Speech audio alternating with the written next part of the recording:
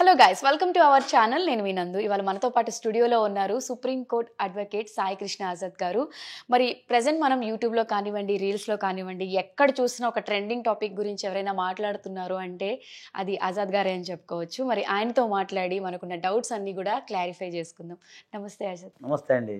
ఆజాద్ గారు, మీరు చెప్తూ ఉంటారు ₹1 కదా అని వదిలేస్తే ₹1,00,00,000 నష్టపోతారు అని. అంటే ఆ లాజిక్ ఎలా వర్కౌట్ అవుతుంది అంటారు? చాలా మంచి ప్రశ్న అడిగారండి. ఒక కామన్ మ్యాన్కి తెలియని విషయం ఏంటంటే, డబ్బులు ఇచ్చే సందర్భంలో చాలా మంది చేసే మిస్టేక్ ఏంటంటే నమ్మకం మీద వెళ్ళిపోతారు. ఫస్ట్ 2 మనోడే కదా ఎక్కడికి వెళ్తాడు, 3 మన చుట్టమే కదా, తర్వాత మన చిన్నప్పటి నుంచి తెలుసు కదా, ఇన్ని రకాల నమ్మకాల మీద జీవితాన్ని కోల్పోనే చాలామంది ఉన్నారు. ముఖ్యంగా లీగల్గా నాలెడ్జీ లేకపోవటం ఒకటి. రెండోది, ఈ ₹1 రెవెన్యూ స్టాంప్ ఏదైతే ఉందో ఆ రెవెన్యూ స్టాంపు దాని మీద అవగాహన లేకపోవటం, లేదా తెలిసినా నిర్లక్ష్యంగా ఉండటం. ఓకేనా మేడం? ఈ ₹1 ఏముందిలే దానివల్ల ఏం కాదు అనుకునే వాళ్ళు ₹1 వల్ల ₹1,00,00,000 నష్టపోయిన వాళ్ళు ఉన్నారు. ఆ ₹1 వల్ల ₹1,00,00,000 వచ్చిన సందర్భాలు కూడా ఉన్నాయి. ఆ ₹1 వల్లే. అది ఏంటంటే, ఒక వ్యక్తి డబ్బులు ఇచ్చే సందర్భంలో అతి ముఖ్యమైన జాగ్రత్త ఏంటంటే, ఒక వైట్ పేపర్ మీద రాసుకుంటారు చాలామంది. విలేజ్ ప్రాంతంలో కానీ జనరల్గా మనకి ఎక్కడైనా సరే దాని మీద వాళ్ళకి అవగాహన లేక ఏం చేస్తారంటే, ఒక వైట్, ఇప్పుడు నేను వేరే వాళ్ళకి డబ్బులు ఇచ్చాను ఒకరికి, ఒక కామన్ మ్యాన్గా నేను ఆమె ఆలోచిస్తా, ఆ మనోడు ఎక్కడికి పోతాడులే, ఎక్కడ పోతే చిన్నప్పుడు తెలుసు మనకి, మన ఇంటి పక్కనే ఉండేవాడు, ఆ పొలాలు ఉన్నాయి స్థలాలు ఉన్నాయి ఎక్కడికి పోతాడని చెప్పేసి కామన్గా ఏం చేస్తారు, ఒక వైట్ పేపర్ తీసేసుకొని మామూలుగా రాసేస్తూ ఉంటారు, ఇట్లా పలానానికి అప్పిచ్చాము అలా తీసుకోని అని చెప్పి. ఇంకోటి చెప్పనా, 2 మిస్టేక్లు ఏమవుతుందంటే, నేను మీకు డబ్బులు ఇచ్చాను అనుకోండి, నేను రాయకూడదు, మీరు నాకు రాసి ఇవ్వాలి. ఒకటి పాయింట్. రెండోది, దాని మీద 2 విట్నెస్లు ఉండాలి. మూడోది వచ్చేసరికి రెవెన్యూ స్టాంప్, జస్ట్ మనకి పోస్ట్ ఆఫీస్లో దొరుకుతుంది రెవెన్యూ స్టాంప్, మీకు చూపిస్తారు మన వాళ్ళు స్క్రీన్లో చూపిస్తారు. అది జస్ట్ మీరు, నేను ఒకళ్ళకి ఫస్ట్ కాంచి అదే చెప్తాను మేడం, ప్రతి ఒక్క మనిషి, ప్రతి ఒక్కరు భారతదేశంలో 130 కోట్ల మంది కూడా ఒక ₹5, ఒక్కొక్కటి రూపాయి ఉంటుంది, 5 స్టాంపులు కొని జేబులో పెట్టుకోమని చెప్తాను నేను. ఇవి నా దగ్గర కూడా ఉంటాయి, కారులో ఉంటాయి. అంటే నేను ఏమన్నానంటే, ఏ సందర్భం ఎట్లా వస్తుందో తెలియదు. ఇప్పుడు ఎవరో ఫ్రెండ్ ఉంటాడు పక్కన, తెలిసిన వాళ్ళు ఉంటారు, సడన్గా అన్న ఒక 10,000 అన్నాడు అనుకోండి, పోనేవ్వండి 10,000 ఇద్దాం. ఓకే, మీరు 10,000 ఇచ్చినా కూడా ఆ స్టాంప్ తో వేయించుకునే ఇస్తారా? అంతే. మొహమాట ఉంది మేడం, ₹1 కదా, పేపర్ ₹1 అవుతుంది, ₹2 ఖర్చు మనకి. రేపు పొద్దున డబ్బులు మనం 10,000 ఇస్తాం. ఇప్పుడు ఈ చూసే వాళ్ళందరూ కూడా ఇవన్నీ గుర్తొస్తుంటాయి, గతంలో ఎవరికి ఇచ్చాం ఏంటి అన్ని మైండ్లో రైండ్ అవుతూ ఉంటాయి చాలామంది. అరే తెలిసిన ఆయనకి 10,000 ఇచ్చాంరా, మిస్ అయిపోయిందిరా, లేదు మా చుట్టాలకి 10,000 ఇచ్చాంరా, మిస్ అయిపోయినాయి, మా బామ్మర్దికి 10,000 ఇచ్చాంరా, మిస్ అయిపోయింది. ఎన్ని గుర్తొస్తుంటాయి చూడండి, ఇప్పుడు అన్ని రిమైండ్ అవుతుంటాయి. ఎందుకండి, మీరు డబ్బులు ఊరికనే రావు కదా, ఎవరికి ఊరికనే రావు. ఆ సందర్భంలో మీరు జస్ట్ ఒక రెవెన్యూ స్టాంప్ తెచ్చుకుని, ఒక 5 రెవెన్యూ స్టాంపులు మీ పర్సులో పెట్టుకున్న, జేబులో పెట్టుకున్న, నష్టం ₹5 మీరు పెట్టే ఖర్చు. వైట్ పేపర్ ఎక్కడన్నా దొరుకుతుంది, జస్ట్ తీసుకొని, ఇప్పుడు నేను పలానా వారి దగ్గర డబ్బులు తీసుకున్నాను, సింపుల్, నేను మీ దగ్గర తీసుకున్నా, నేను సాయి కృష్ణ ఆజాద్, నేను పలానా వాళ్ళ దగ్గర తీసుకున్నాను, నందు గారి దగ్గర నేను తీసుకుంటాం జరిగింది, ఇంత అమౌంట్, దీనికి వడ్డీ అయితే ₹2 వడ్డీ మామూలుగా అయితే తీసుకున్నాను. సో వారు ఎప్పుడైతే అడిగిన సందర్భంలో నేను ఇవ్వగల వాడను, అందుకే ఈ ప్రామిసరీ నోటు రాస్తున్నాను అని చెప్పి రాస్తే అయిపోయా. జస్ట్ కింద ₹1 అంటే ఇచ్చేసి స్టాంప్ తీసుకుని సంతకం తీసుకుని మీ దగ్గర పెట్టుకున్నారు అనుకోండి, అది మీరు ఎక్కడికి వెళ్ళినా చెల్లుబాటు అవుతుంది, ఇబ్బంది ఏముండదు.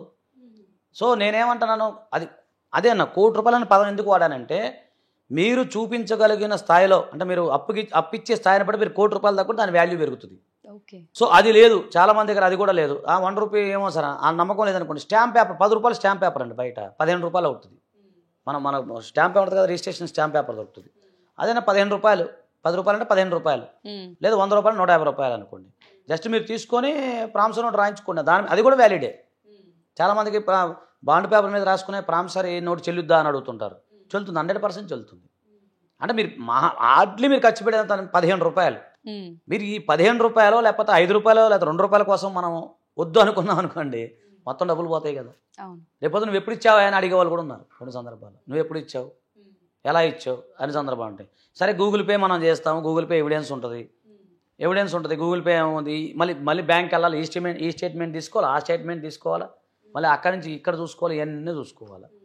సో ఇన్ని రకాల ఇబ్బందులు ఎందుకు మీకు, డైరెక్ట్గా మళ్ళీ బ్యాంకు వాళ్ళు మీరు స్టాంప్ వేసి ఇవ్వాలి, సంతకం పెట్టి ఇవ్వాలి, ఇంతెందుకు ఒక ₹2 ఖర్చు మీకు. మళ్ళీ దానికి బ్యాంక్ స్టేట్మెంట్కి మనం వెళ్ళామనుకోండి, వాళ్ళు ఎంత కొంత ఛార్జ్ చేస్తారుగా, అట్లనే మీకు డబ్బులు ఖర్చు అవుతాయి కదా. సో నేనేమంటానంటే చాలామందికి అవగాహన లేకపోవటం వల్ల నిజంగా కొన్ని వందల కోట్లు కాదు, అసలు వేల కోట్ల పోయి ఉంటాయి భారతదేశంలో ఈ అవగాహన లేక. చిన్న చిన్న లెక్కేసుకోండి, ఒక మనిషికి 5,000 ఇచ్చి డబ్బులు ఇవ్వలేదని చెప్పడం వల్ల 10,000 ఇచ్చి అలా చిన్న చిన్న మొత్తాలు వేసుకోండి. మన పెద్ద కోట్ల రూపాయలు కూడా అక్కర్లేదు. మన ఫ్యామిలీలోనే ఒకసారి మీరు ఇంటికి వెళ్ళి మీ సిస్టరు లేకపోతే మీ కజిన్స్ అందరికి ఫోన్ చేసి అన్న ఎవరికైనా 10,000 ఇచ్చావా లేదా 20,000 ఇచ్చావా వచ్చినాయి అని అడగండి. మీ ఫ్యామిలీలో మీరు లెక్కేసుకుంటే దాదాపు 4-5 లక్షలు అక్కడే పోయినట్టేగా. అవును. ఇప్పుడు మా ఫ్యామిలీ అయినా ఇప్పుడు ఎవరి ఫ్యామిలీ అయినా సరే ఒకసారి లెక్కేసుకోండి. మన చిన్న మొత్తాలు వేసుకుందాం, 5,000 10,000 వేసుకుందాం. మన కజిన్స్ మన చుట్టాలు అందరిలో మీరు ఫోన్లు చేసి కనుక్కుంటే 10 మందిలో 10 మంది చెప్తారు అవునరా మా ఫ్రెండ్కి 10,000 ఇచ్చాను రాడు ఇంతవరకు లేదురా. ఖచ్చితంగా దొరుకుతుంది. మరే అవునరా మా ఫ్రెండ్కి ఎంత ఇచ్చాను రా, అరే మా అన్నయ్యకి ఎంత ఇచ్చాను రా రాలేదురా, పోయినరా డబ్బులు, గోరకేసం సున్నం అయిపోయిందిరా మా పరిస్థితి అని అంటారు. చిన్న అవగాహనలో. అందుకనే నేను అదే చెప్తా, ఫస్ట్ దయచేసి మీకు ఆక్సిజన్ ఎంత అవసరమో ₹1 రెవెన్యూ స్టాంప్ అంత అవసరం అని నేను చెప్తాను. ఎందుకంటే ఆక్సిజన్ మనల్ని నిలబెడుతుంది, కానీ ఆర్థిక సంబంధం అనేది మన జీవనోపాధి అదే కదా మేడం. ఇంత కష్టపడేది ఆ డబ్బుల కోసమే కదా.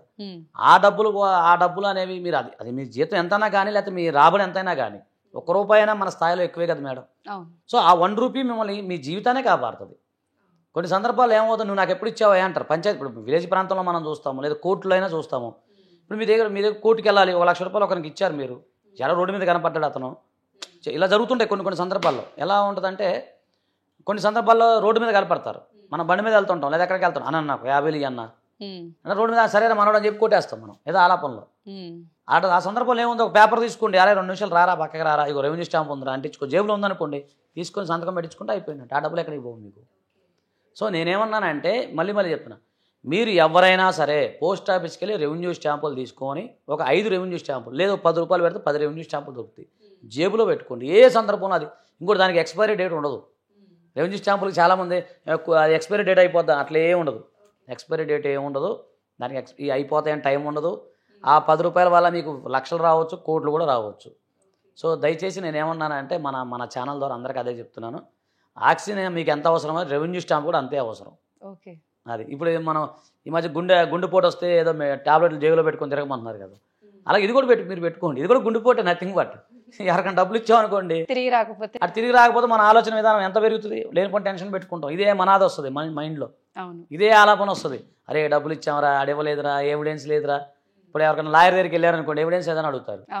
ఏదో మీలాంటి పెద్ద మనిషి దగ్గరికి వెళ్ళామనుకోండి, ఎవిడెన్స్ ఏదో ఆయన ఇచ్చినట్టు అంటారు. అరే ఇంత రిస్క్ ఎందుకండి, సింపుల్గా ₹1 జేబులో పెట్టుకోండి, ఒక టాబ్లెట్ లాగా అది కూడా పెట్టుకోండి, ₹10 అయిపోతుంది. ఓకే, మన ఆడియన్స్ అందరూ కూడా ఆజాద్ గారు ఎలా అయితే స్టాంపులు పాకెట్లో పెట్టుకుంటున్నారో అలా పెట్టుకోండి. అంటే ₹1 స్టాంపే కదా ఏమొస్తుంది అనుకుంటే, అంటే ఎవరికి అప్పులు ఇవ్వాలో తెలీదు, నీడ్లో ఉన్నారని ఇస్తాం, అలాంటప్పుడు మనం రిస్క్ జోన్లో పడకుండా ఉండాలి అంటే ఆ ₹1 స్టాంప్ ఇంత యూజ్ అవుతుంది అనమాట. Thank you so much Azad గారు.